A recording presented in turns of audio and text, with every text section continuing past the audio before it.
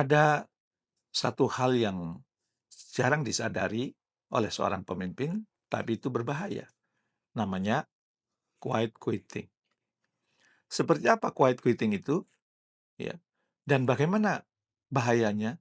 Dan bagaimana juga kita cara mengatasinya agar kita tidak terjebak pada quiet quitting? Ikuti video ini hingga tuntas.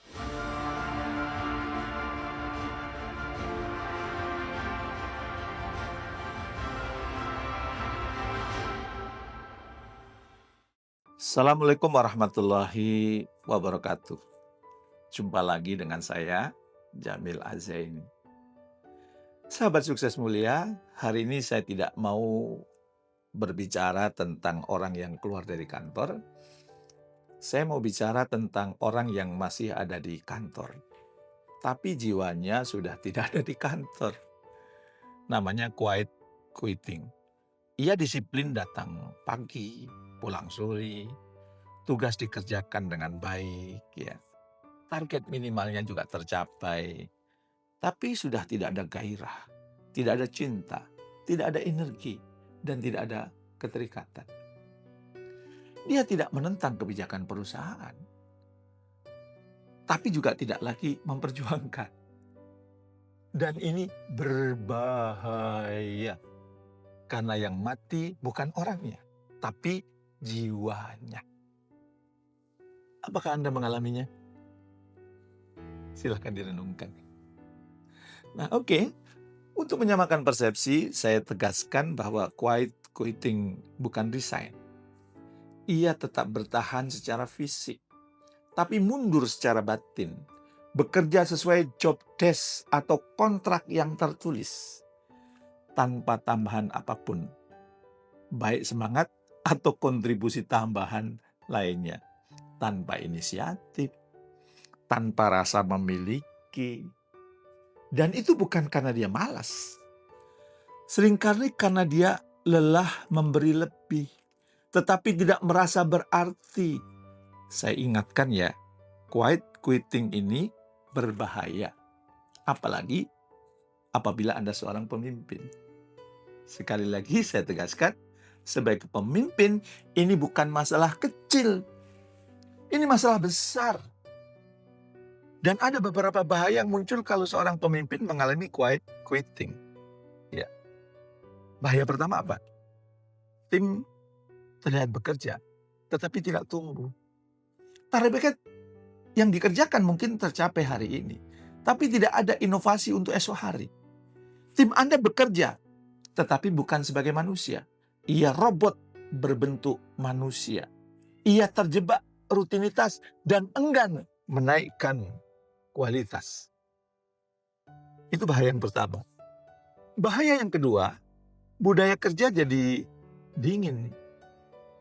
Orang tidak saling menguatkan, tidak saling peduli. Yang penting bagian saya selesai, bodoh amat dengan pekerjaan orang lain. Atau juga mereka berkata, ngapain mikirin orang lain? Mikirin diri sendiri aja susah, mikirin diri sendiri capek.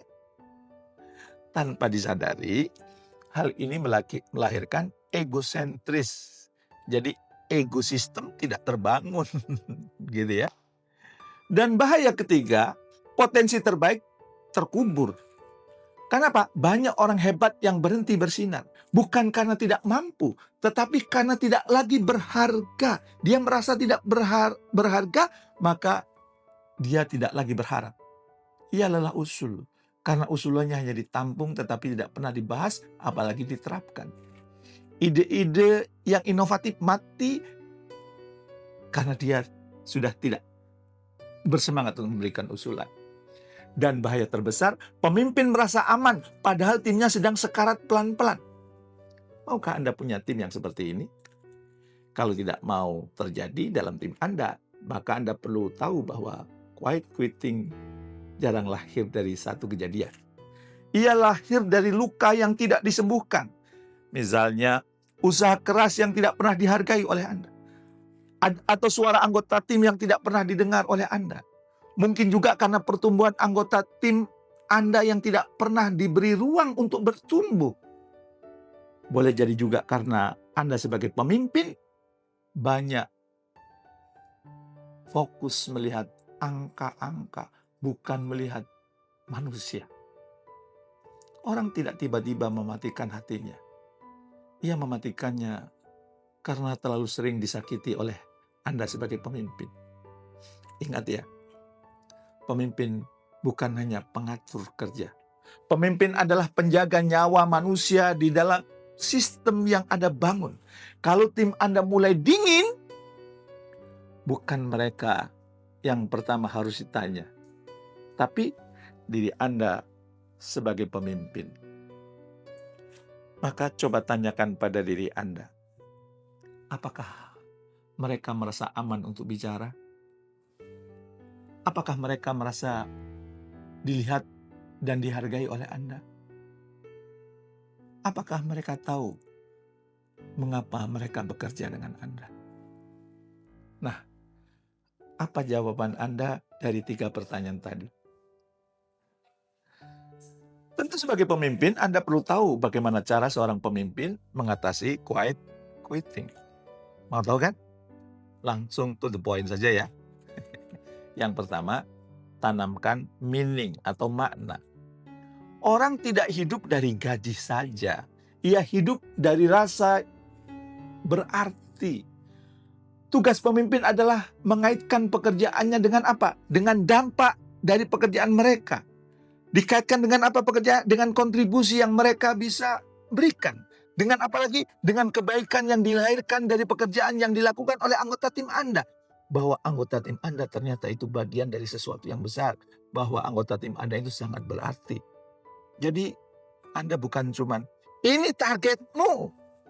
Tetapi Anda perlu mengatakan, ini arti keberadaanmu di tim ini. Coba praktekkan ya. Anggota tim Anda ajak ngobrol dan tanamkan makna dari pekerjaan mereka. Oke, bisa dicoba nanti ya. Yang kedua, bangun kepercayaan emosional. Kenapa? Orang mau berjuang kalau dia merasa aman. Aman untuk salah, aman untuk bicara, aman untuk jujur. Dan pemimpin yang menakutkan melahirkan tim yang berpura-pura, masking. Di depan Anda, yes, di belakang Belketes. Oh God. Dan yang ketiga, hargai sekecil apapun karya mereka. Apresiasi bukan memanjakan, ia menghidupkan. Kadang satu kalimat, saya lihat usahamu dan kesungguhanmu, saya bangga dengan kamu. Itu lebih kuat dari bonus yang besar yang Anda berikan kepada mereka tanpa diberi makna. Oke ya? Dan yang keempat, tumbuhkan mereka. Quiet quitting sering muncul karena orang merasa mandek, stagnan. Maka kepada anggota tim berikanlah tantangan, berikanlah kepercayaan, berikanlah ruang untuk bertumbuh. Karena orang mau memberi lebih kalau dia merasa hidupnya bergerak dan itu ada kontribusi Anda. Dia merasa bertumbuh, dia merasa berkembang. Dan yang kelima, jadilah teladan. Api tidak bisa dinyalakan oleh orang yang mati di dalam. Kalau pemimpin hanya mengejar angka, tim akan kehilangan makna. Tapi kalau pemimpin bekerja dengan totalitas, melayani dengan tulus, berjuang dengan upaya yang maksimal dan punya alasan yang sangat kuat dalam mewujudkan itu, maka tim akan berkata, kami ingin berjuang bersamanya. Nah, quiet quitting adalah jeritan yang tidak terdengar. Ia tidak teriak, tapi mematikan. Dan pemimpin sejati bukan yang paling ditakuti, tapi yang paling menghidupkan. Kalau hari ini tim yang Anda pimpin mulai dingin, jangan marahi mereka. Hangatkan mereka, panasi mereka. Karena tugas pemimpin bukan sekedar membuat mereka bekerja, tetapi membuat mereka hidup di dalam pekerjaannya.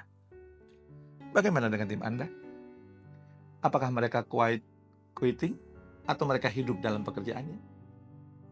Apapun jawaban atas pertanyaan saya hanya mengingatkan bahwa anggota tim adalah cerminan pemimpinnya. Sepakat? Jangan lupa Bagikan video ini kepada sahabat Anda yang juga seorang pemimpin. Semoga menginspirasi. Assalamualaikum warahmatullahi wabarakatuh.